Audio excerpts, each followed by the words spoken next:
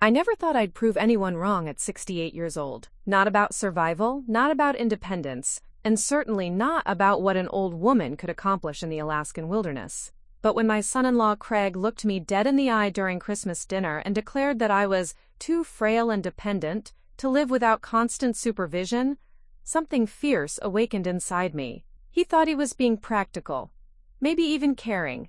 He had no idea he was issuing a challenge that would change everything. 3 months later, I was loading my pickup truck with supplies and heading toward the remote cabin I'd purchased, sight unseen, 40 miles deep into the Chugach Mountains. If this story speaks to your heart, I want to know where you're listening from. Are you from the lower 48, or do you understand the call of Alaska like I do? Before we jump back in, tell us where you're tuning in from, and if this story touches you, make sure you're subscribed, because tomorrow, I've saved something extra special for you.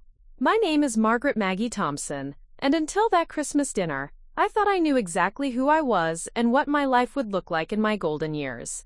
I had lived in Anchorage for 37 years, arriving as a young bride with my husband Robert when he took a job with the Alaska Railroad. We bought a modest 2-story house in the Hillside area, with windows that looked out toward the mountains that would later call to me in ways I never expected. Robert and I had built what I considered a good life together. He worked the railroad while I managed our household and later took a job at the local credit union, where I spent 22 years helping people navigate their financial dreams and disasters. We were practical people, the kind who planned ahead, saved money, and believed that preparation was the best defense against whatever curveballs life might throw. When Robert passed away 4 years ago from a sudden heart attack, I thought the hardest part of my life was over. The grief was crushing, the loneliness overwhelming, but I had survived it.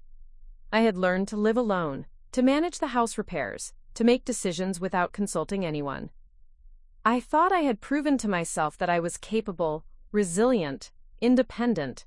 Our daughter Jennifer had married Craig Williamson 6 years earlier, and they lived just 20 minutes away in a newer subdivision with their twin boys, 8-year-old Marcus and Michael. Jennifer worked as a nurse at Providence, Alaska Medical Center, and Craig managed a construction supply company. They seemed to have their lives well in order, and I was proud of the family they had built. After Robert died, Jennifer began calling more frequently, checking in on me with increasing regularity. At first, I appreciated the attention. It felt good to know that someone cared, that I wasn't completely alone in the world. But gradually, the phone calls began to feel different.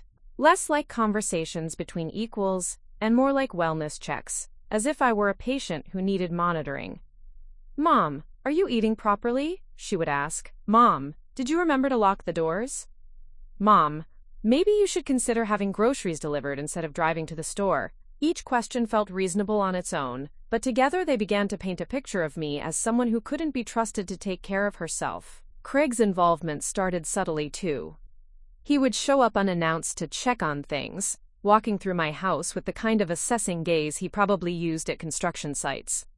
He'd point out loose handrails, squeaky hinges, burned-out light bulbs, all things I was perfectly capable of noticing and fixing myself, but which he seemed to view as evidence of my declining competence.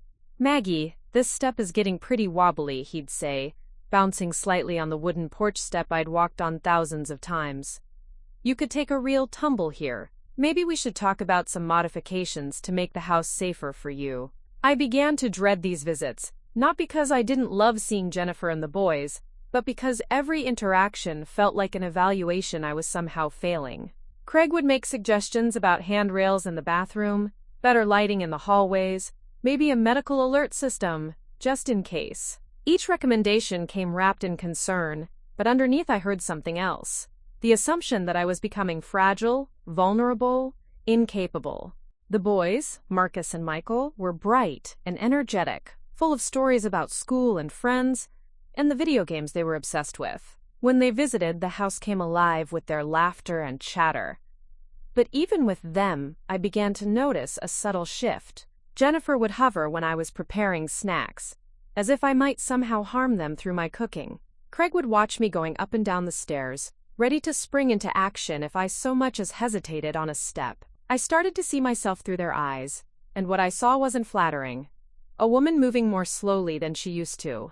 A woman who sometimes forgot names or dates, who occasionally repeated stories. A woman whose husband was no longer there to share the burden of daily life, to help with heavy lifting or complex decisions. But what they couldn't see, what I tried to tell myself still mattered, was that I was also a woman who had successfully managed a household for decades, who had balanced budgets and navigated bureaucracy and solved countless problems both large and small. I was a woman who had loved deeply and grieved fully and was still standing, still capable of joy, still interested in what tomorrow might bring. The tension came to a head gradually, building through small incidents that accumulated like snow before an avalanche. There was the day Craig found me on a stepladder changing a light bulb and lectured me about the dangers of falling. There was the evening Jennifer discovered I had forgotten to pay a utility bill and spent 20 minutes explaining the importance of staying organized. There was the afternoon Craig noticed I had accidentally left the stove on after making tea and suggested it might be time to consider alternatives. Each incident by itself was minor, explainable, human. Together they were being assembled into a case against my independence, a Garcardy argument that I was no longer safe living alone. I could feel the walls closing in, could sense the conversations they were having about me when I wasn't around. I could almost hear Craig's voice.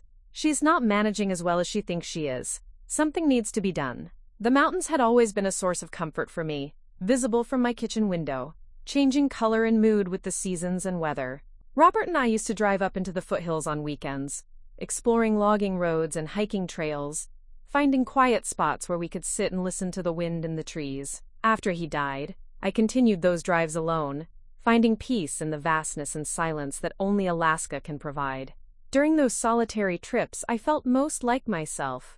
Not a widow, not an aging woman in need of supervision, but simply Maggie, someone who belonged in this landscape, who understood its rhythms and respected its power. The mountains didn't care about my age, or my marital status, or whether I sometimes forgot to pay bills on time. They offered challenge and beauty and indifference in equal measure, and somehow that felt more honest than the careful concern I received at home. I began to spend more time up there, driving farther into the wilderness, staying longer, pushing my old Ford pickup down roads that probably should have been traveled with four-wheel drive. I told myself I was being reckless, but it felt more like being alive. Out there, surrounded by peaks and forests and the endless sky, I remembered who I had been before I became someone's problem to solve. It was during one of these drives, about 2 months before that fateful Christmas dinner, that I first saw the cabin. It was barely visible from the road, tucked back among the spruce trees at the end of what looked like an abandoned driveway. The realtor's sign was weathered and tilted, advertising a property that had clearly been on the market for some time. Something about it called to me. Maybe it was the isolation, the way it seemed to exist outside the world of concerned phone calls and safety evaluations. Maybe it was the mountains that rose behind it, snow-covered and eternal. Or maybe it was simply the recognition that here was a place where I could be myself, without apology or explanation. I wrote down the phone number from the sign, though I told myself I was just curious. I wasn't really thinking about buying a remote cabin. I wasn't seriously considering leaving the life I had built in Anchorage. But the number stayed in my wallet, a secret possibility that grew larger every time I touched it. As Christmas approached and the family gatherings became more frequent, I found myself thinking about that cabin more and more. Not as an escape, exactly, but as an alternative.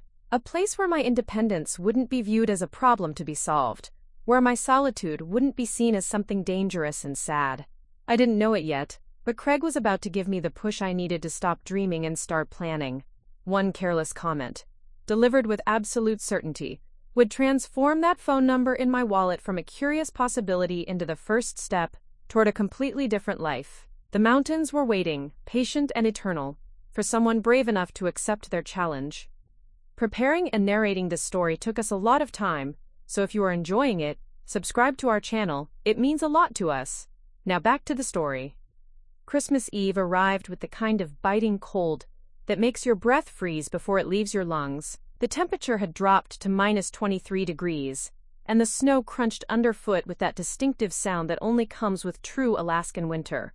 I had spent the morning preparing for our family dinner, rolling out pie dough and seasoning the prime rib roast that had become our holiday tradition since Robert passed away. The house smelled like cinnamon and pine from the tree Jennifer and the boys had helped me decorate 2 weeks earlier. Everything looked perfect. The table set with my mother's china, the candles ready to light, the presents wrapped and arranged beneath the tree. I had worked hard to create the kind of warm, welcoming atmosphere that would make this Christmas special for Marcus and Michael, knowing that holiday memories were precious things that lasted long after the gifts were forgotten. Jennifer arrived first, carrying a casserole dish, and wearing the kind of forced smile that I had learned to recognize as her managing mom expression. She moved through my kitchen with practiced efficiency, checking the oven temperature, adjusting seasoning, reorganizing things that didn't need reorganizing. Her nursing background had made her naturally observant, but lately that observation felt more like surveillance. "Mom, you look tired," she said, studying my face with clinical attention. "Are you sure you're getting enough sleep? Maybe we should schedule you for a checkup with Dr. Peterson." I assured her I was fine, that I had simply been busy with holiday preparations, but I could see her making mental notes. Everything I said or did was being cataloged, evaluated, filed away as potential evidence of decline. It was exhausting to be watched so closely, to have every minor stumble or forgotten word treated as a symptom of something larger and more ominous. Craig arrived with the boys a few minutes later, stomping the snow off his boots and immediately launching into complaints about the condition of my driveway. "Maggie, this ice is dangerous," he announced, as if I hadn't been navigating my own driveway for 37 years. "Someone's going to break their neck out there. We need to get some sand down, maybe look into heated pavement for next winter." Marcus and Michael bounded in behind him, their cheeks red from the cold, their excitement infectious. They hugged me with the unself-conscious enthusiasm that only children possess, chattering about their Christmas lists and the snow fort they were planning to build in my backyard. For a moment, their energy pushed away the underlying tension, reminding me why these family gatherings mattered despite the complications they brought. We settled into our traditional patterns. I served appetizers, while Craig examined my fireplace damper and made disapproving noises about the efficiency of my heating system. Jennifer bustled around offering to help with tasks I was perfectly capable of handling myself. The boys explored the house with the fascination of children who saw magic in familiar places, finding treasures in Robert's old workshop and discovering photo albums they had somehow missed on previous visits. Dinner conversations started pleasantly enough. Marcus told us about his science project on glaciers, demonstrating surprising knowledge about ice formation and climate patterns. Michael shared stories about his basketball team and the tournament they were hoping to qualify for. Jennifer talked about her work at the hospital, the satisfaction she found in helping patients navigate their recovery journeys. But I could feel Craig's restlessness building throughout the meal. He kept glancing around the room with that assessing look I had come to dread, his eyes cataloging potential hazards and inefficiencies. When Michael accidentally knocked over his water glass, Craig's reaction was disproportionate, jumping up with towels and lecturing about the importance of being careful around Grandma's nice things. "It's just water," I said mildly, mopping up the small spill. No harm done. But Craig had already moved into full protective mode. "This is exactly what I'm talking about," he said, his voice carrying the weight of accumulated frustration. "These things happen, and when they happen to someone living alone, they can become real problems real fast." The temperature in the room seemed to drop several degrees. Jennifer shot her husband a warning look, but he was already committed to whatever point he was building toward. I could sense the boys picking up on the tension, their chatter quieting as they focused on their plates. "What things?" I asked, keeping my voice steady even though my heart had begun to race. Craig set down his fork and looked at me with what he probably thought was compassionate directness. "Maggie, we've been dancing around this for months, but somebody needs to say it out loud. You're not managing as well as you think you are. The unpaid bills, the maintenance issues, the little accidents that are happening more and more frequently. Living alone at your age, in this climate, it's just not practical anymore." The words hit me like a physical blow. I felt heat rising in my face, partly from anger and partly from the humiliation of being lectured like a child in my own home. "What accidents?" I managed to ask. "The stove left on. The ice on the driveway. That time we found you up on the stepladder. These things add up, and they're going to keep adding up. What happens when you fall and break a hip? What happens when you forget the stove on overnight? What happens when the power goes out and you can't manage the generator." Jennifer was shaking her head, trying to signal her husband to stop, but Craig was on a roll now, warming to his theme. "There are excellent assisted living facilities in Anchorage, places where you'd have people checking on you, where you wouldn't have to worry about maintenance and emergencies. You could have friends your own age, activities, professional care. It would be safer for everyone." The silence that followed was deafening. Marcus and Michael had stopped eating entirely, their young faces reflecting confusion and concern. Jennifer looked mortified, her hands twisted in her lap. Craig sat back in his chair with the satisfied expression of someone who had finally said what needed to be said. But what I heard in his words wasn't concern. What I heard was dismissal. What I heard was the assumption that my independence was a burden to be managed rather than a right to be respected. What I heard was the sound of my life being reduced to a series of risks and problems that could be solved by removing me from the equation entirely. "You think I can't survive alone?" I said quietly. Craig's expression softened slightly, perhaps recognizing that he had gone too far. "It's not about surviving, Maggie. It's about thriving. It's about having the support you need to live your best life." But I barely heard the diplomatic backtracking. The phrase echoed in my mind, "Can't survive alone," as if survival were somehow beyond my capabilities. As if the woman who had raised a daughter, managed a career, maintained a household, and grieved a husband was suddenly too fragile to exist without constant supervision. I looked around the table at my family, my daughter who couldn't meet my eyes, my son-in-law who thought he was being helpful, my grandsons who were learning that growing old meant being treated like a problem to be solved. And something crystallized inside me, hard and bright and absolutely certain. Nakha. They thought I couldn't survive alone. They thought the mountains and the wilderness and the challenges of independent living were beyond my capabilities. They thought I needed to be managed, protected, contained within the safe boundaries of assisted living and professional care. They were about to discover exactly how wrong they were. Mama was in Rabahas. The rest of the evening passed in a haze of forced normalcy. We opened presents, cleaned up dishes, made small talk about weather and work and the boys' school activities. But underneath the surface pleasantries, everything had changed. Craig had drawn a line in the sand, and I had decided which side of it I belonged on. After they left, I sat in my living room surrounded by the remnants of Christmas. Wrapping paper and ribbon, the lingering smell of cinnamon candles, the warm glow of tree lights reflecting off the windows.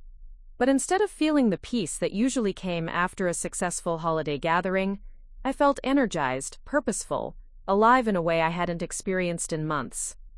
I pulled out my wallet and found the realtor's phone number I had been carrying around like a secret. The cabin in the mountains suddenly wasn't just a curious possibility. It was a destination, a proving ground, a place where I could demonstrate once and for all that Margaret Thompson was far from finished with independent living. The mountains were calling, and this time I was ready to answer. The morning after Christmas dawned clear and brutally cold, with the kind of crystalline sunlight that makes the snow sparkle like crushed diamonds. I woke before my alarm, my mind already racing with plans that had been forming in my dreams. The phone number for the mountain cabin realtor was sitting on my nightstand where I had placed it the night before, and I stared at it while drinking my first cup of coffee, building courage for what I was about to do. At exactly 9 o'clock, I dialed the number. A cheerful voice answered on the second ring. "Wilderness Properties. This is Tom Henderson speaking. How can I help you today?" "I'm calling about the cabin on Moose Creek Road," I said, surprised by how steady my voice sounded. "The one with the weathered sign. Is it still available?" There was a pause, followed by the sound of paper shuffling. "Well, I'll be damned. Excuse my language, ma'am. That property has been sitting on the market for 18 months. Nobody's called about it in 3 months. You caught me off guard."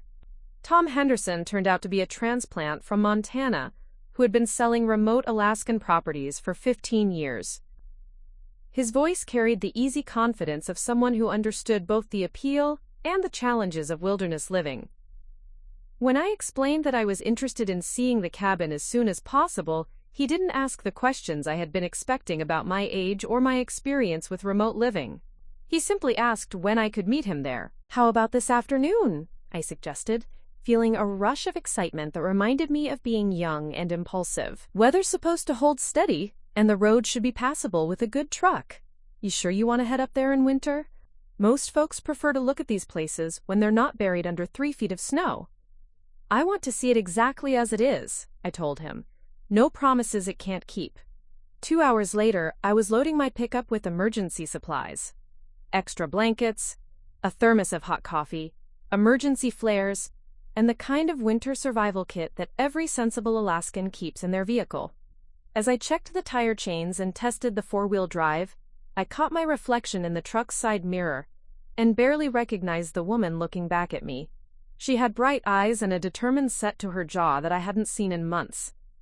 The drive up into the mountains was spectacular and treacherous in equal measure. The main highway was clear, but once I turned onto the back roads leading toward Moose Creek, the pavement gave way to packed snow and gravel.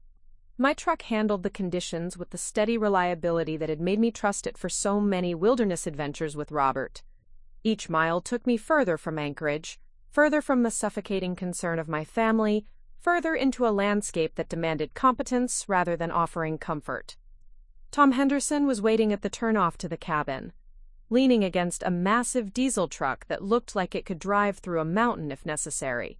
He was younger than I had expected, maybe 50, with the kind of weathered face that spoke of years spent outdoors in harsh conditions. When he saw me climbing out of my pickup, his eyebrows rose slightly, but his expression remained professionally neutral. "Mrs. Thompson, I presume? You made good time up here." "I've been driving these roads longer than you might think," I replied, enjoying the surprise that flickered across his features. The driveway to the cabin was barely more than 2 tire tracks, winding through dense spruce forest. Snow hung heavy on the branches, creating a tunnel effect that felt both magical and slightly ominous. The truck lurched and bounced over hidden obstacles, and I found myself gripping the armrest as we navigated switchbacks that dropped off into invisible ravines. "Previous owner was a mining engineer," Tom explained as we climbed. "Built this place back in the 80s as a weekend retreat. Used it for about 10 years, then moved to Arizona for his health. Property's been empty ever since, except for the occasional squatter or hunting party." When we finally emerged into the clearing where the cabin sat, my breath caught in my throat. It was larger than I had expected from the glimpse I'd caught from the road. A solid log structure with a steep metal roof designed to shed snow. Solar panels glinted on the south-facing slope, and a massive stone chimney promised warmth even in the depths of Alaskan winter. But what struck me most was how perfectly it fit into the landscape, as if it had grown from the mountain itself rather than being imposed upon it. "Generator's in the shed over there," Tom said, pointing to a smaller building partially hidden by trees. "Solar system still works, though it'll need some maintenance. Water comes from a well. Good, clean mountain water that tests better than most city supplies. Propane for cooking and backup heat." We trudged through knee-deep snow to reach the front door, our breath forming clouds in the frigid air. Tom produced a key ring that looked like it held enough keys to open half of Alaska, eventually finding the right one and pushing open a door that squeaked in protest. The interior was dim and cold, with dust motes dancing in the shafts of sunlight that filtered through windows that hadn't been cleaned in years. But underneath the neglect, I could see the bones of something magnificent. The main room featured soaring ceilings with exposed beams, a fieldstone fireplace large enough to heat the entire space, and windows that framed the mountain views like living paintings. "Kitchen's fully equipped," Tom continued, leading me through rooms that smelled of old wood and mouse droppings.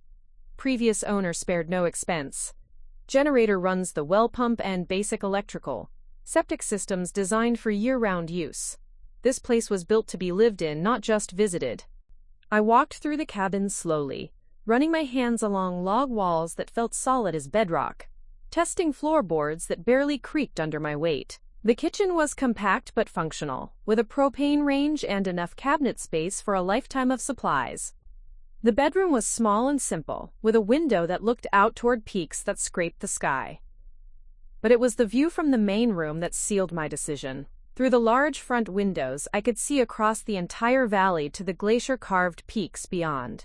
The landscape was vast and unforgiving and absolutely beautiful, demanding respect rather than offering easy comfort. Standing there in that cold, dusty cabin, I felt more at home than I had in my Anchorage house in months. "What kind of winter access do you have?" I asked. Tom looked surprised by the question. "Winter access? Well, the road gets plowed maybe once a month if we're lucky. You'd need a serious four-wheel drive and winter driving experience. Most folks who buy these places only use them in summer." "I'm not most folks," I said simply. He studied my face for a long moment, perhaps recognizing something in my expression that he hadn't expected to see. "Mind if I ask what you're planning to do with a place like this? It's not exactly retirement-friendly, if you know what I mean." I looked out at the mountains again, feeling their challenge and their promise in equal measure. "I'm planning to live here," I said. "Year-round." The silence that followed was broken only by the wind whistling through the eaves and the distant crack of settling timber somewhere in the forest. Tom Henderson had clearly heard a lot of crazy ideas in his 15 years of selling remote properties, but this one seemed to have caught him off guard. "Mrs. Thompson," he said carefully, "I've got to ask, do you have experience with off-grid living?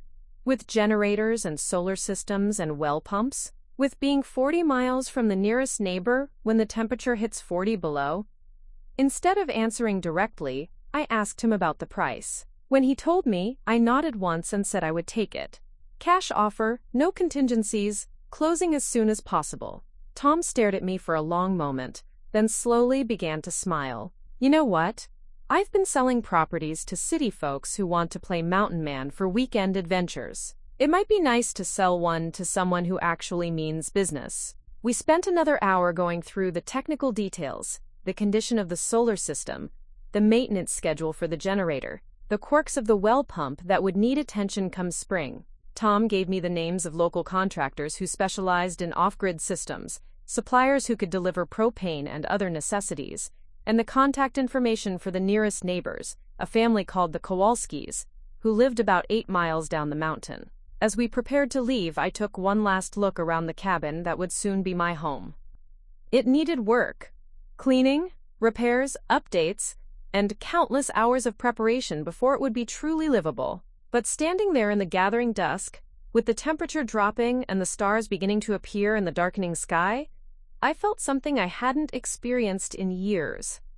The thrill of a challenge that was entirely my own to meet. The drive back to Anchorage was surreal, as if I were descending from one world into another. The lights of the city spread out below me as I navigated the winding mountain road, and for the first time in my life, they looked foreign and slightly unwelcoming. By the time I pulled into my driveway, I was already mentally packing, already planning the logistics of the move that would change everything. Inside my warm, familiar house, I sat down at the kitchen table with a legal pad and began making lists. What to take, what to sell, what to store, which supplies I would need for the first winter, which improvements were urgent and which could wait for spring, how to transfer utilities, update my address, prepare for a life that would be measured not in convenience and comfort, but in competence and self-reliance. Craig thought I couldn't survive alone. Jennifer thought I needed professional care and constant supervision. They thought the challenges of independent living were beyond my capabilities. In 3 weeks, I would be living 40 miles from the nearest neighbor, generating my own power, pumping my own water, and heating my home with wood I cut myself. I would be surviving alone in ways they couldn't imagine and thriving in the process. The mountains were waiting, and I was finally ready to meet them on their own terms. The closing on the cabin took place on a frigid Tuesday morning in mid-January, in a sterile conference room that smelled of coffee and copy machine toner. I sat across from Tom Henderson and a tired-looking title company representative, signing document after document that would transfer ownership of 40 acres of Alaskan wilderness into my name. With each signature, I felt myself crossing an invisible bridge away from the life I had known and towards something entirely unprecedented. When the final papers were signed and the keys officially changed hands, Tom shook my hand with genuine warmth. "Mrs. Thompson, I've got to say, in 15 years of doing this job, you're either the bravest or the craziest buyer I've ever worked with. I'm betting on brave." I smiled, pocketing the keys that felt surprisingly heavy for such small pieces of metal. Check back with me in 6 months. We'll see which one you were right about. The real work began that afternoon. I had given myself exactly 3 weeks to prepare for the move, and the list of tasks felt overwhelming even to someone who had spent decades organizing complex projects. But instead of feeling daunted, I felt energized in a way that reminded me of planning my wedding or preparing for Jennifer's birth, the kind of focused intensity that comes with approaching a life-changing milestone. My first stop was Northern Frontier Outfitters, a massive store on the outskirts of Anchorage that specialized in equipment for serious outdoor living. The place was a maze of aisles, filled with everything from industrial-grade generators to freeze-dried meals that promised to last 30 years. I wandered through sections devoted to solar power systems, water filtration equipment, and emergency communication devices, slowly building a mental inventory of what I would need to not just survive but thrive in my mountain sanctuary. The salesperson who helped me was a young woman named Rebecca who had grown up in a remote cabin near Fairbanks. When I explained my situation, her eyes lit up with recognition and respect. "You're going full off-grid in winter?" she asked, pulling out a clipboard and pen. "Okay, let's do this right. First thing you need to understand is redundancy. Backup systems for your backup systems. When you're 40 miles from help and the temperature hits 40 below, one equipment failure can mean the difference between inconvenience and genuine danger." We spent 3 hours going through categories I had never considered in detail. Communication equipment, a satellite phone for emergencies, a two-way radio system for contacting the nearest neighbors. Power management, spare parts for the solar system, backup batteries, a second generator in case the first one failed. Water systems, backup hand pumps, water purification tablets, techniques for preventing pipes from freezing in extreme cold. "Food storage is crucial," Rebecca continued, leading me to an aisle lined with massive containers and preservation equipment. "You'll want at least 3 months of supplies on hand at all times. Canned goods, dried foods, frozen meat if you've got freezer space. And don't forget about variety. When you're isolated for long periods, food becomes more than just fuel. It's comfort, entertainment, a way to mark special occasions." By the time I left Northern Frontier, my truck was loaded with equipment that would have outfitted a small expedition. The total cost was staggering, more than I had spent on anything since buying my house decades earlier. But as I drove home through the darkening streets of Anchorage, I felt the satisfaction that comes with serious preparation for a serious challenge. The next phase was more emotionally difficult, deciding what to do with a lifetime's worth of possessions. I walked through my house room by room, touching furniture that Robert and I had chosen together, sorting through boxes of photographs that chronicled 37 years of Alaskan life. Everything had to be categorized.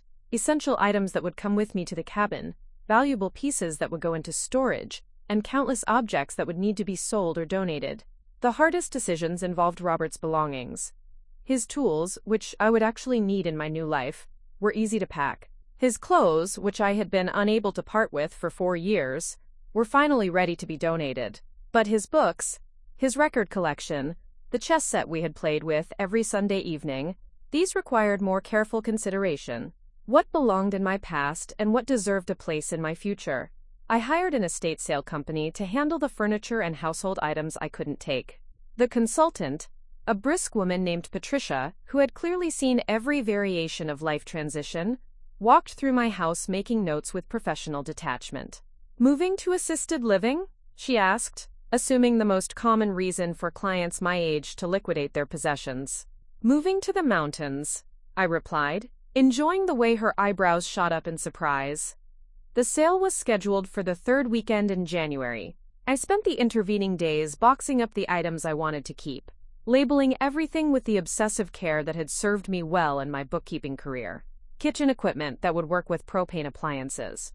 Winter clothing suitable for temperatures that rarely rose above freezing. Books that would provide entertainment during the long mountain nights.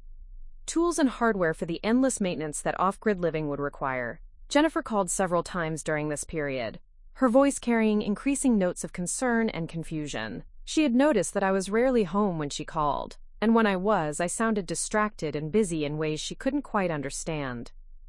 "Mom, are you feeling okay? You seem different lately. More..." restless? I told her I was fine, that I was simply doing some organizing and decluttering. It wasn't technically a lie, but it wasn't the whole truth either. I wasn't ready to tell her about the cabin, wasn't prepared for the arguments and interventions that revelation would surely trigger. When the time was right, after I had proven that my plan could work, I would explain everything. Until then, the mountains would remain my secret. The estate sale weekend was both liberating and heartbreaking.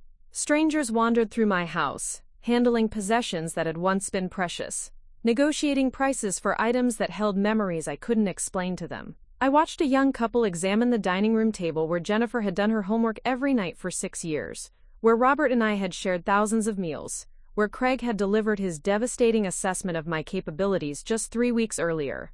"How much for the table?" the woman asked. $50, Patricia replied crisply. $50 for a piece of furniture that had anchored our family life for decades.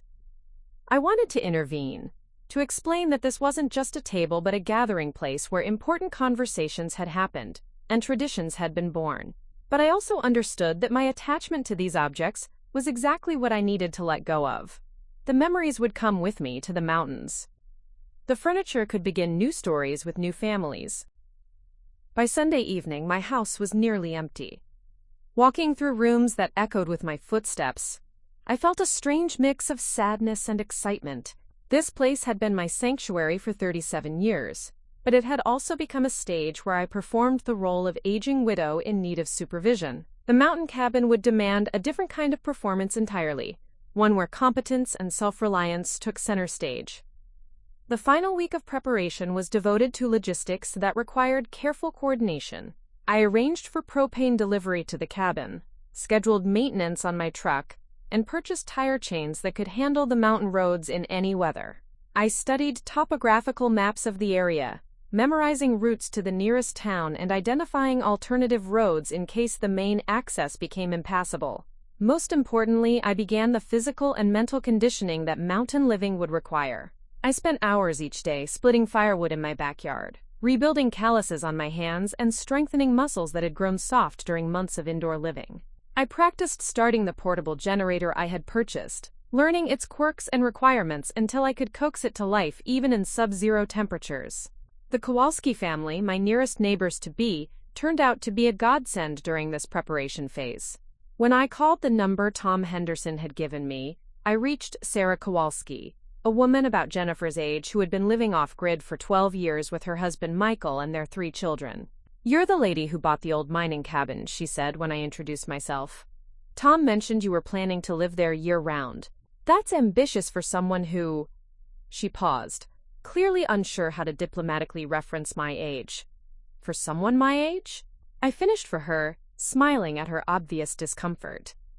"Well, yes. It's just that most people who buy these remote places use them for summer recreation. Winter living is a whole different challenge." But instead of discouraging me, Sarah became an invaluable source of practical advice. She invited me to visit their homestead, a sprawling compound of buildings connected by covered walkways that had been designed with Alaskan winters in mind. Their setup was more sophisticated than what I was planning. They raised their own livestock, grew vegetables in heated greenhouses, and had built their own hydroelectric system using the creek that ran through their property. "The key to successful off-grid living isn't just having the right equipment," Michael explained as he showed me their generator room. "It's developing the mindset that everything is your responsibility. When something breaks, you fix it. When supplies run low, you make do or do without. When emergencies happen, you handle them yourself, because help might be hours or days away." Their children, ages 8, 12, and 15, were unlike any kids I had met in Anchorage.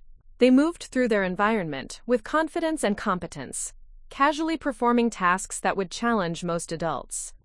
The youngest could start a fire from scratch in minutes.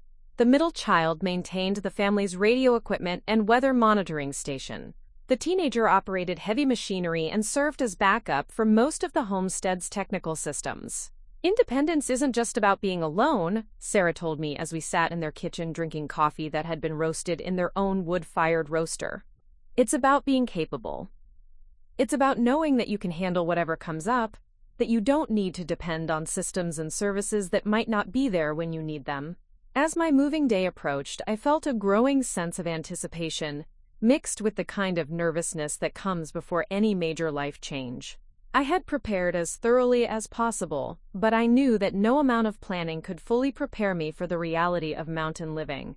The real education would begin when I closed the cabin door behind me and started my new life 40 miles from the nearest neighbor. On my last night in the Anchorage house, I sat in the empty living room with a cup of tea, watching the city lights twinkle through windows that would soon belong to someone else. Tomorrow, I would load the last of my possessions into my truck and drive toward a future that Craig had declared impossible for someone like me. He thought I couldn't survive alone. In 18 hours, I would begin proving him wrong in ways he couldn't imagine. Moving day arrived with the kind of weather that makes even experienced Alaskans think twice about venturing outside. The temperature had dropped to minus 38 degrees overnight, and the radio was broadcasting warnings about frostbite exposure times measured in minutes rather than hours. As I loaded the final boxes into my truck, my breath formed instant ice crystals that tinkled when they fell to the ground. The moving truck I had hired to transport the larger items had arrived at dawn, driven by two men who looked increasingly skeptical as I directed them through the route to the cabin. Jake and Tommy had been hauling furniture around Anchorage for 15 years, but they had never attempted a delivery to a location this remote, especially not in these conditions. "Ma'am," Jake said diplomatically, "are you absolutely sure about the address? GPS shows this route ending in the middle of nowhere." "That's exactly where we're going," I replied, climbing into my truck and starting the engine. "Just follow me and keep your truck in four-wheel drive the entire time." The convoy that pulled away from my former home was modest but significant. My pickup loaded with essential supplies, the moving truck carrying furniture and equipment, and a sense of finality that made every mile feel like a step across an invisible threshold. As we left the suburbs of Anchorage behind and climbed into the foothills, I caught glimpses of the movers in my rearview mirror, their faces growing more concerned with each turn onto progressively smaller roads. The main highway was clear, but once we turned onto the back roads leading toward the cabin, conditions deteriorated rapidly. The snow was deeper than I had expected, and the wind had created drifts that partially blocked sections of the route. My truck handled the conditions with steady confidence, but I could see the moving truck struggling behind me, its larger size and heavier weight making it less nimble on the treacherous surface. Halfway up the mountain, we encountered our first serious obstacle.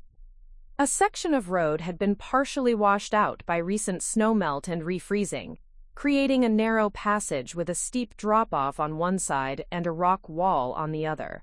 I navigated it carefully, feeling my truck's tires hunt for traction on the icy surface. In my mirror, I watched Jake attempt the same passage, his larger vehicle lurching dangerously close to the edge before finding stable ground. When we stopped for him to assess the remaining route, I could see the doubt written clearly on both men's faces. "Mrs. Thompson," Tommy said, his words creating clouds of vapor in the frigid air, "I've got to ask, how often do you plan to drive this road? Because what we just came through isn't something you want to attempt in a regular car, especially not alone." "I'll be driving it whenever I need supplies," I replied matter-of-factly, "and I'll be doing it alone most of the time." The two men exchanged glances that spoke volumes about their assessment of my sanity, but they climbed back into their truck without further comment. We continued climbing, the forest growing denser and the temperature dropping even further as we gained elevation. When we finally reached the cabin clearing, the sight took my breath away. The structure looked like something from a fairy tale, covered in snow that had accumulated on every horizontal surface and hung in graceful curves from the eaves. Icicles as thick as my arm extended from the gutters, and the windows sparkled with frost patterns that looked like delicate lace. But the beauty of the scene was overshadowed by the practical challenges it presented. The driveway hadn't been plowed in weeks, and snow had drifted to depths that would challenge even my four-wheel drive truck. The movers took one look at the situation and shook their heads. "We can get close," Jake said, "but you're going to need to shovel a path to the front door if you want us to carry furniture inside." I had come prepared for this possibility.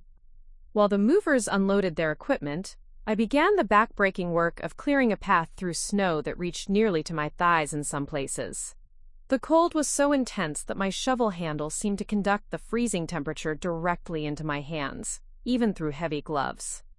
After 20 minutes of steady digging, I could feel sweat beginning to freeze on my forehead. The actual unloading process took 3 hours and tested everyone's endurance. Each trip from the truck to the cabin required navigating the narrow path I had carved, carrying furniture and boxes through air so cold it hurt to breathe. The movers worked with admirable professionalism despite the conditions, but I could see them counting down the minutes until they could return to their heated truck and begin the journey back to civilization. Inside the cabin, the temperature was barely above freezing. My first priority was getting the heating system operational before hypothermia became a real concern for all of us. The propane furnace required a startup sequence that I had memorized during my preparation weeks, but executing it with numb fingers while wearing heavy gloves proved more challenging than I had anticipated. After 20 minutes of troubleshooting, blessed warm air began flowing through the cabin's ductwork. The relief was immediate and profound. Not just the physical warmth, but the psychological comfort of knowing that one critical system was functioning as designed. "Thank God," Tommy muttered, pulling off his hat and gloves for the first time since we'd arrived. "I was starting to think we'd all freeze to death up here." By the time the movers finished their work and began the treacherous journey back down the mountain, afternoon shadows were stretching across the snow-covered clearing. I stood in my new home, surrounded by boxes and furniture arranged haphazardly throughout rooms that still felt foreign and empty. The silence after their truck disappeared was absolute. No traffic noise, no neighbors, no sounds of civilization. Just the whisper of wind through the trees, and the occasional crack of timber adjusting to the cold. My first night in the cabin was a series of small crises and minor victories. The water system required bleeding air from lines that had partially frozen during the weeks the cabin sat empty. The generator needed fuel and a carburetor adjustment that took me 45 minutes to figure out in the dim light of my headlamp. The wood stove demanded attention every few hours to maintain heat in the main living area. But with each problem I solved, my confidence grew. These weren't insurmountable obstacles. They were simply the cost of living on my own terms, far from the safety net of city services and professional maintenance. When I finally crawled into bed at midnight, exhausted but satisfied, I felt more accomplished than I had in months. The second day brought new challenges that tested different aspects of my preparation. I woke to discover that the water pump had frozen overnight despite my efforts to keep it operational. The temperature inside the cabin had dropped to 50 degrees while I slept, indicating that I hadn't yet mastered the heating system's overnight settings. And when I tried to start my truck to retrieve additional supplies, the engine turned over sluggishly before dying completely. Each crisis required patience, problem-solving skills, and the kind of resourcefulness that comes from knowing that help isn't a phone call away. The water pump issue was solved by carefully applying heat with a hairdryer powered by the generator. The heating problem required adjusting dampers and airflow settings that weren't clearly explained in any manual. The truck started on the 4th attempt after I remembered to plug in the engine block heater I had installed before the move. By the end of the first week, I had established routines that would have seemed impossible to the woman who had lived in suburban Anchorage. I woke each morning before dawn to check systems and add wood to the stove. I spent an hour after breakfast monitoring weather reports and adjusting equipment based on expected conditions. Afternoons were devoted to maintenance tasks, supply organization, and preparation for the evening's heating requirements. The physical demands were significant but manageable. Carrying armloads of firewood from the storage shed to the cabin gave me a workout that no gym membership could have provided. Shoveling snow to maintain access to various outbuildings built strength in muscles I had forgotten I possessed. Even simple tasks like cooking meals or washing dishes required more effort and attention when every drop of water had to be pumped from a well and every degree of heat had to be generated by equipment. I maintained myself, but the psychological rewards were even more substantial. Each successful day felt like a victory over the assumptions that had been made about my capabilities. Every problem I solved independently proved that competence and resourcefulness weren't diminished by age. When the Kowalski family checked on me via radio after my first week, the pride in Sarah's voice was unmistakable. "Maggie, you've accomplished more in 7 days than most people manage in their first month off-grid. How are you feeling about the transition?" I considered the question carefully before answering, My hands were rough and calloused from work I hadn't done in years. My back ached from lifting and carrying and bending over equipment. I was tired in ways that had nothing to do with boredom or emotional exhaustion. "I feel useful," I said finally. "I feel necessary. I feel like myself." 10 days into my mountain adventure, I received my first visitor. Jennifer's car appeared in my clearing on a Saturday morning, struggling through the snow with obvious difficulty. I watched from my kitchen window as she parked and sat for several minutes, staring at the cabin as if she couldn't quite believe what she was seeing. When she finally approached the front door, her face was a mixture of astonishment, concern, and something that might have been admiration. I opened the door before she could knock, greeting her with a smile that felt more genuine than any I had worn in months. "Hello, sweetheart. I've been wondering when you'd track me down." Jennifer stepped inside, looking around at the cozy interior I had created with my furniture and possessions. The cabin was warm and well lit, with the kind of lived-in comfort that comes from someone who knows how to make a house into a home. "Mom," she said quietly, "what have you done?" It was time to explain everything. The months of feeling dismissed and underestimated, the decision to prove that I was far from ready for assisted living, and the discovery that independence wasn't just about surviving alone, but about thriving on my own terms. The conversation that followed would determine whether my family could accept the woman I had become, or whether my new life would require leaving old relationships behind. Jennifer stood in my living room, slowly turning in a circle as she took in the transformation I had accomplished. The cabin that had been cold and dusty just 10 days earlier now radiated warmth and comfort. My furniture fit perfectly in the space, as if it had been designed for these log walls and rustic beams. Photographs of our family history were arranged on the mantelpiece, and the kitchen showed signs of regular use: clean dishes drying beside the sink, fresh coffee brewing on the propane stove, the kind of lived-in details that spoke of a home rather than a hideout. "Mom," she said again, her voice carrying a tremor I couldn't quite identify. "I don't understand what's happening here. When you didn't answer your phone for 3 days, I went to check on you. The house was empty, sold according to the neighbors. I've been looking for you for a week." I gestured toward the couch, a piece that had graced our family room in Anchorage for 15 years, and now looked perfectly at home beside my stone fireplace. "Sit down, sweetheart. We have a lot to talk about." She perched on the edge of the cushions as if she might need to flee at any moment, her eyes darting around the room, cataloging details that didn't fit with her image of her helpless, aging mother. "Are you having some kind of breakdown? Is this what a midlife crisis looks like at 70? "I'm 68, I corrected gently. "And this isn't a crisis. This is a solution." Over the next hour, I told her everything. I described the months of feeling diminished and dismissed, the way every minor mistake had been magnified into evidence of decline. I explained how Craig's comments at Christmas dinner had crystallized my realization that I was being written off as incompetent, pushed toward a future that would strip away everything that made me feel alive and capable. "But Mom," Jennifer interrupted, "we were worried about you. The unpaid bills, the maintenance issues, the little accidents.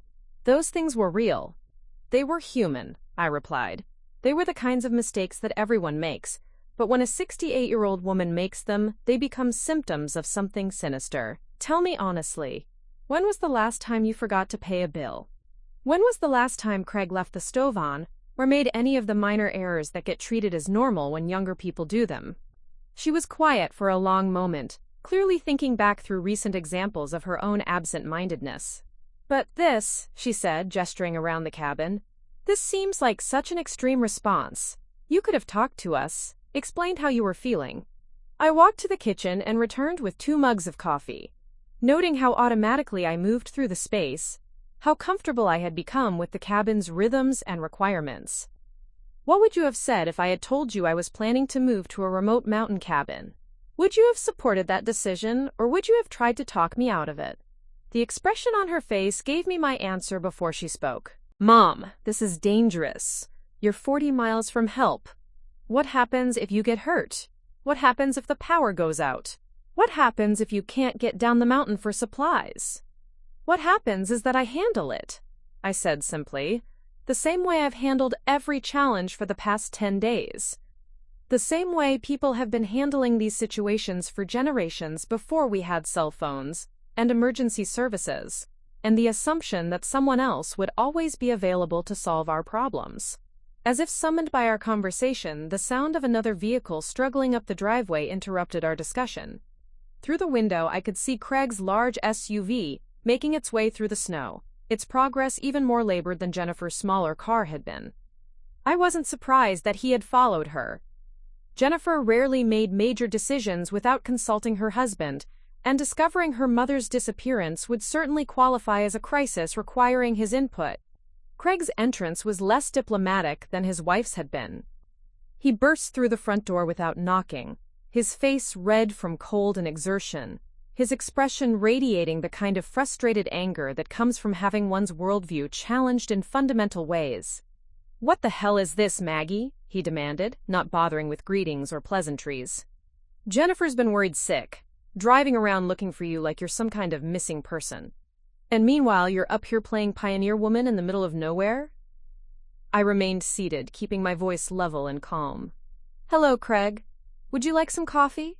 You look like you could use something warm." "I don't want coffee. I want an explanation. I want to understand what you thought you were accomplishing by disappearing without telling anyone where you were going. Do you have any idea how irresponsible this is?" The word hit me like a physical blow. Irresponsible. After 10 days of successfully managing every aspect of my survival in conditions that would challenge people half my age, I was being lectured about responsibility by a man who had declared me incompetent, based on a few minor domestic mishaps. "Sit down, Craig," I said, and something in my tone made him comply despite his obvious agitation. "I want to tell you a story about responsibility." I walked them through my daily routine, describing the systematic checks and maintenance that kept my systems running, the careful monitoring of weather and supplies that ensured my safety, the physical and mental demands that required constant attention and competence.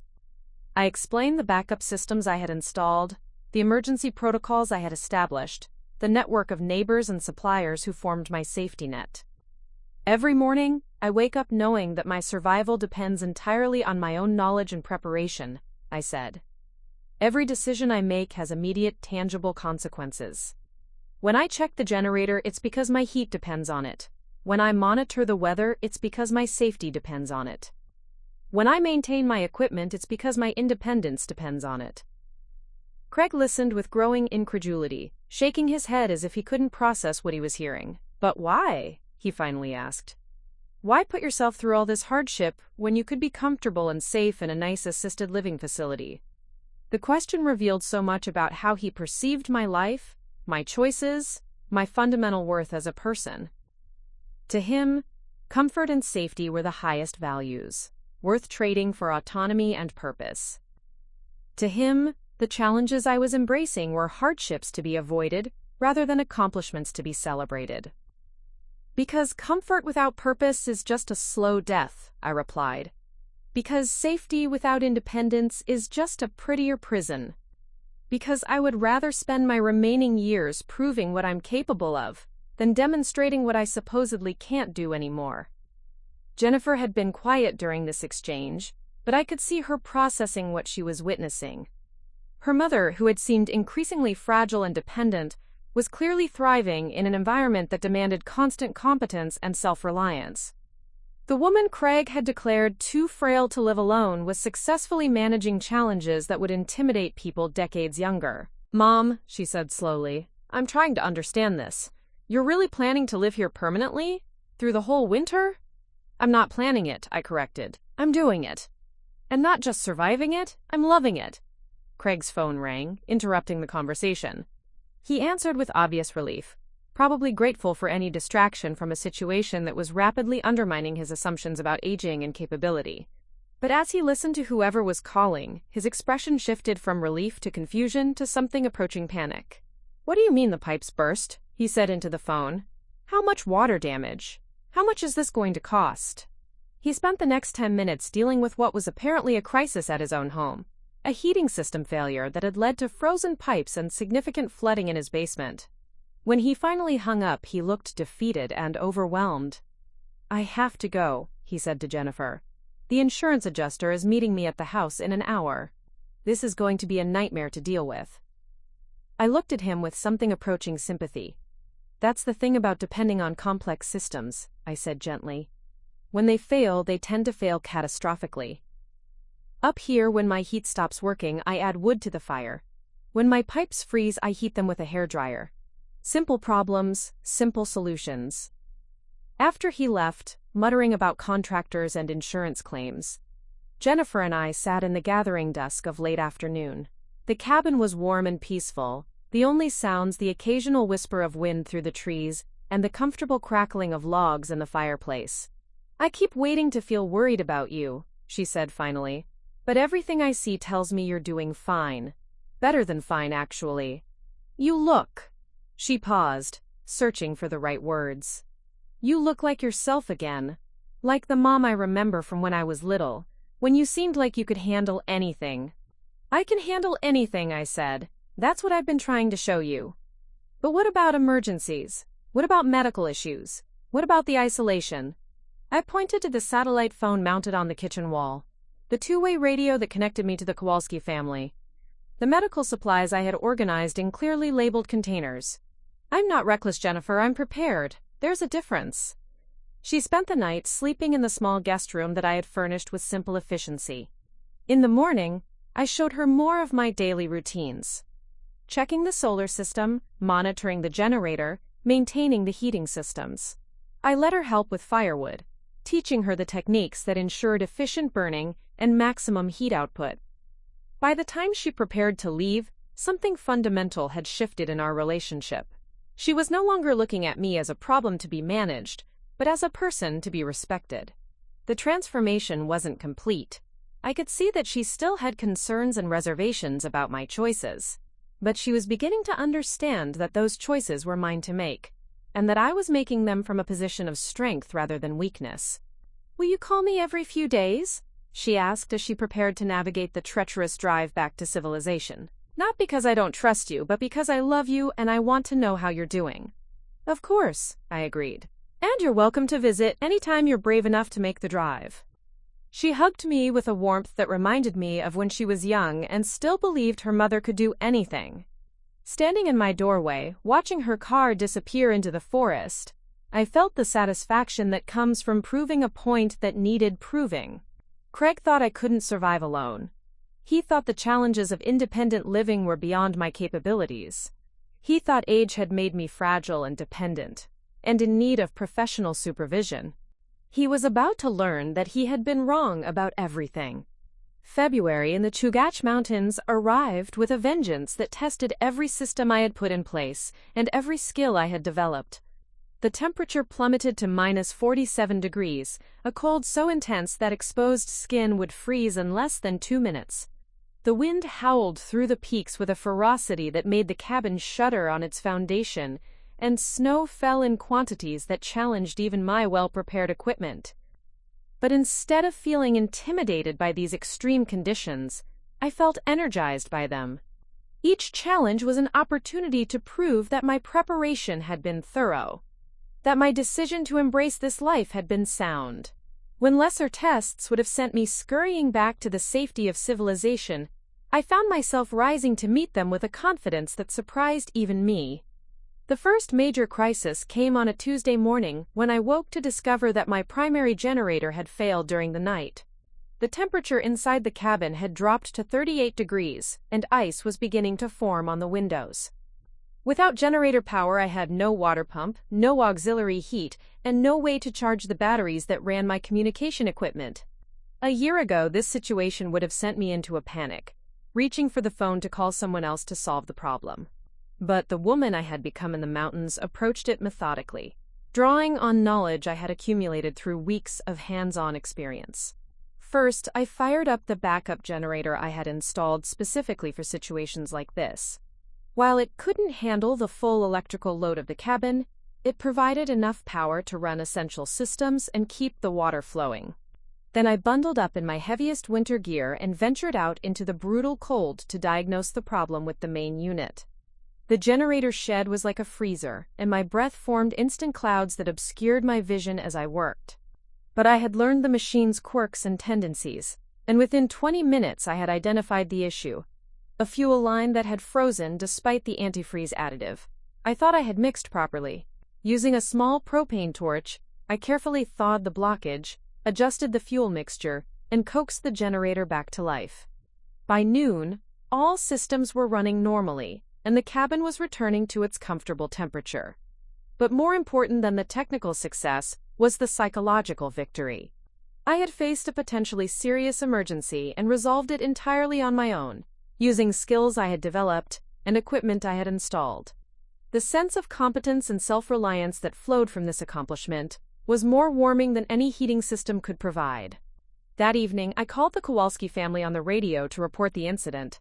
Michael's voice carried obvious approval when I described how I had handled the situation. "Maggie, that's exactly the kind of problem-solving that separates successful off-grid living from wishful thinking," he said. "You diagnosed the issue, implemented a solution, and had backup systems in place. That's professional-level preparedness." His words meant more to me than he probably realized.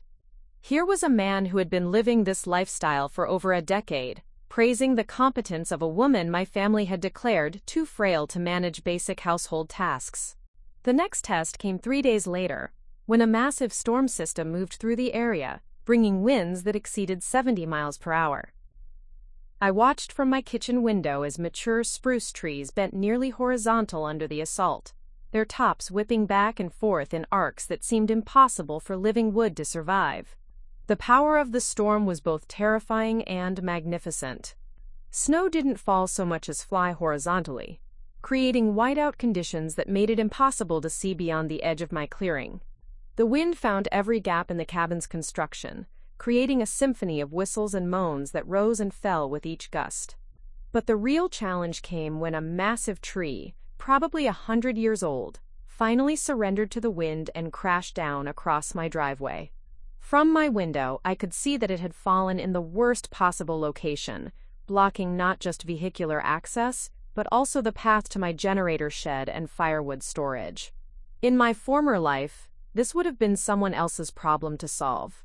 I would have called a tree service, waited for professional help, and probably been forced to leave the property until the situation was resolved. But standing at my window, watching the storm rage around my isolated cabin, I felt only determination and a kind of fierce joy at the challenge ahead. When the wind finally subsided the next morning, I suited up in my heaviest gear and ventured outside to assess the damage. The fallen tree was enormous, at least 3 feet in diameter at the trunk, with a crown that stretched nearly 60 feet. It had taken down several smaller trees in its fall, creating a tangle of branches and debris that would have challenged a professional crew. But I had tools, time, and most importantly, motivation.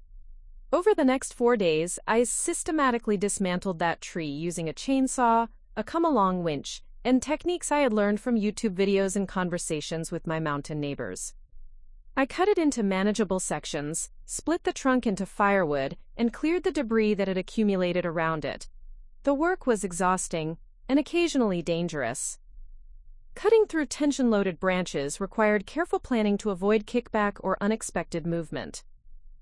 Moving logs that weighed hundreds of pounds demanded creative use of leverage and mechanical advantage. But each cut brought me closer to restoring my access, and each problem I solved added to my growing confidence in my own capabilities. When I finally cleared the last branch from my driveway, I stood back and surveyed what I had accomplished. Where a massive obstacle had blocked my path, I now had clear access and a winter's worth of premium firewood stacked neatly beside my cabin.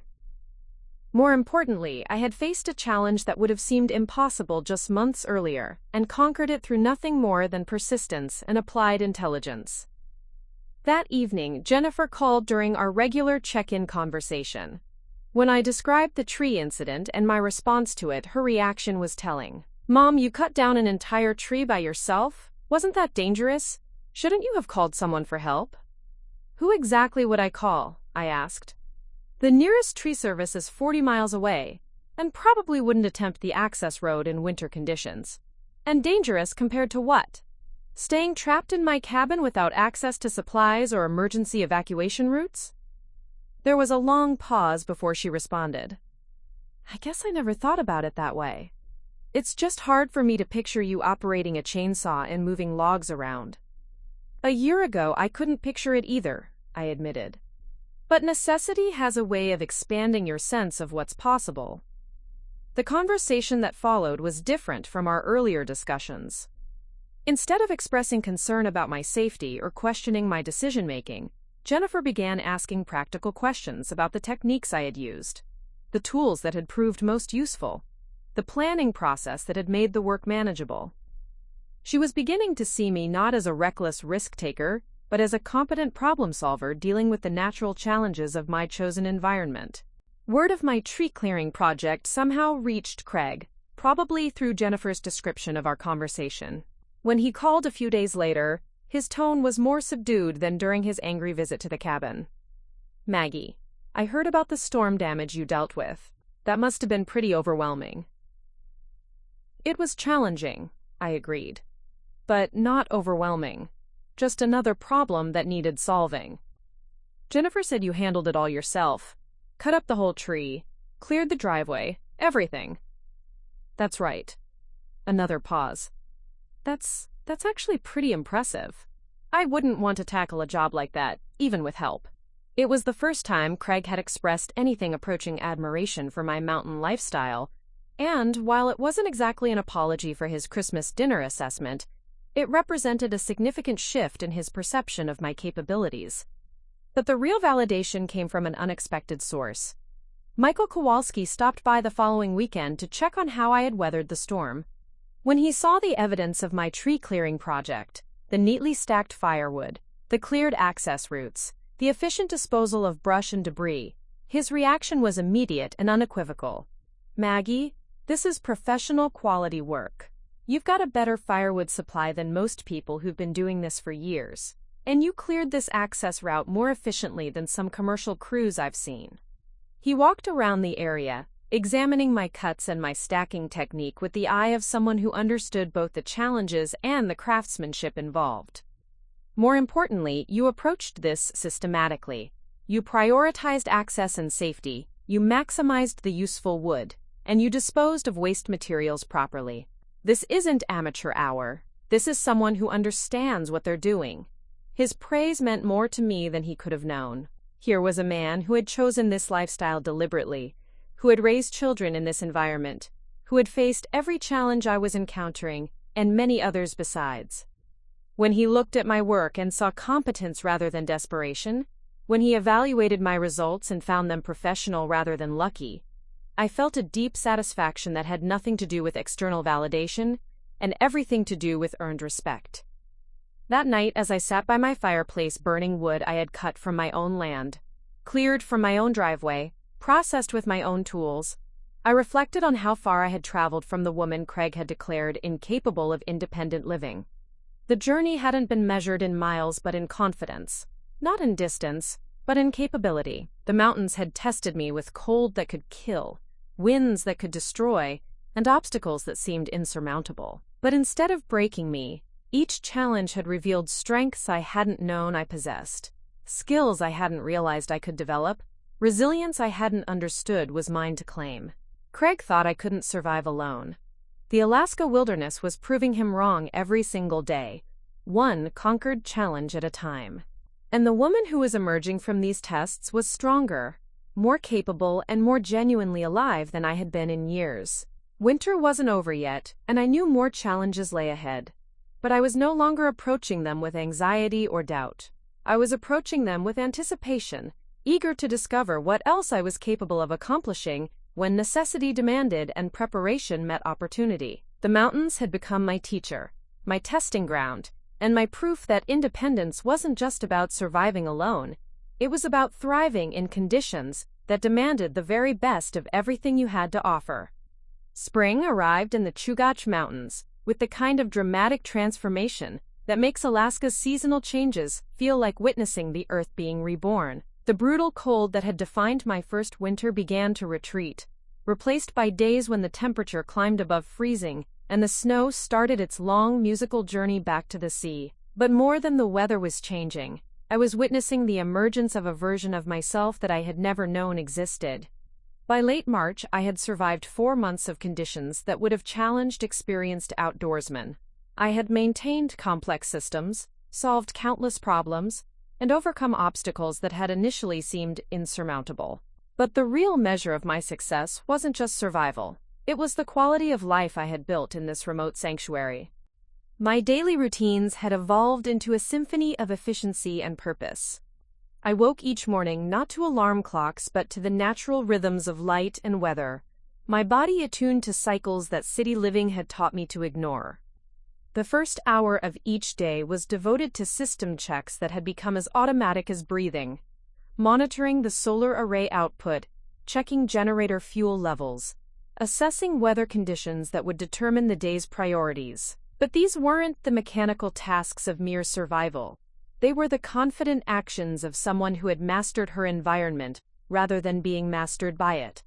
When I adjusted dampers in the heating system, I did so with the precision of an expert who understood exactly how each modification would affect performance. When I planned supply runs to town, I calculated load capacity and weather windows with the skill of someone who had learned that preparation wasn't just helpful. It was the foundation of independence. The transformation was physical, as well as mental. Months of splitting firewood, hauling supplies, and performing maintenance tasks had rebuilt muscle mass I had lost during years of increasingly sedentary living. My hands, once soft from indoor work, were now permanently calloused from tools and rough surfaces. My back, which had ached from the simple task of carrying groceries, now routinely handled loads that would have seemed impossible before. But the most profound changes were psychological. I had rediscovered the deep satisfaction that comes from direct, tangible results. When I fixed something, it stayed fixed because I understood how it worked. When I prepared for challenges, my preparation paid off because I had learned to anticipate real problems rather than imaginary ones. When I accomplished tasks, the sense of achievement was immediate and undeniable because the consequences of failure would have been equally real. The validation I had been seeking from my family, recognition of my competence, respect for my autonomy, acknowledgement of my continuing vitality, had become irrelevant because I no longer needed external confirmation of truths I lived every day. I knew I was capable because capability was the price of admission to the life I had chosen. I knew I was strong because strength was required for everything from maintaining equipment to hauling supplies to weathering storms that tested both infrastructure and resolve.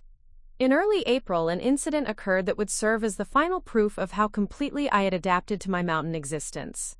I was working in my generator shed when I heard the unmistakable sound of a vehicle in distress somewhere down the mountain. The engine noise was labored and intermittent, suggesting mechanical problems serious enough to potentially strand someone in terrain where being stranded could quickly become life-threatening. Without hesitation, I loaded my truck with emergency supplies, tow straps, tools, extra fuel, warm clothing, and emergency food. The decision to venture out in potentially dangerous conditions to help someone I had never met wasn't made from obligation or heroic impulses. It was made from the simple understanding that in remote areas, neighbors help neighbors, because the alternative is accepting that people might die from preventable causes.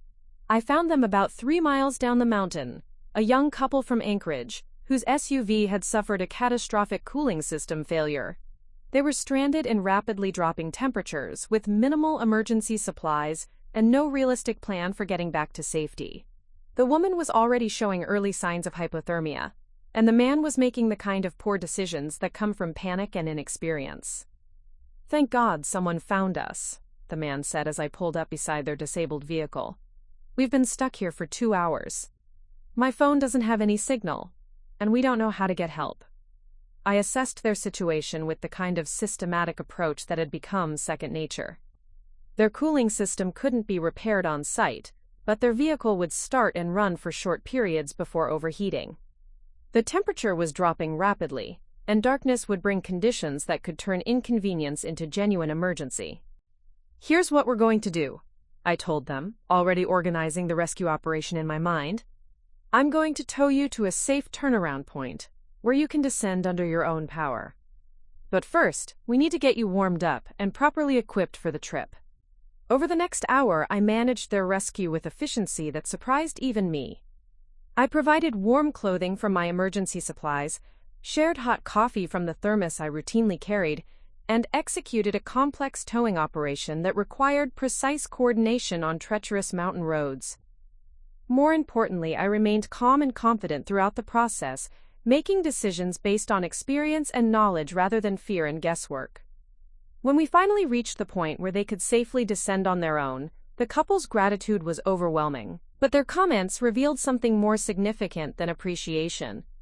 They revealed how completely my self-image had been transformed by my mountain experience. "Ma'am, we can't thank you enough," the woman said. "You saved our lives up there.